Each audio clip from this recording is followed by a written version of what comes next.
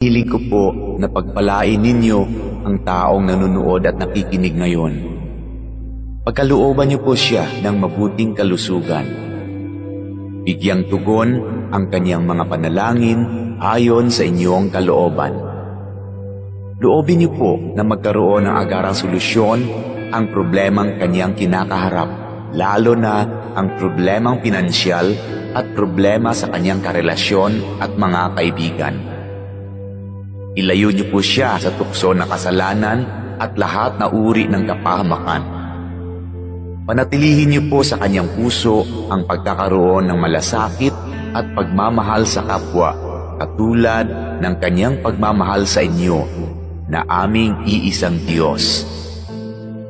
Ito ay aking hinihiling sa pangalan ni Jesus. Amen.